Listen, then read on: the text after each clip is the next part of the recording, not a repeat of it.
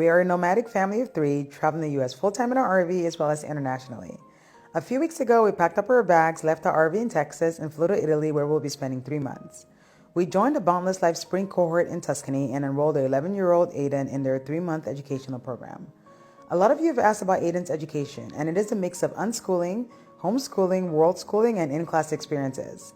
As parents who want the best for our child, our goal is to make sure that he is well-rounded in all areas of his life. Aiden is in the upper foundation class with other kids his age. He attends school daily from 9 to 3, which includes bi-weekly field trips.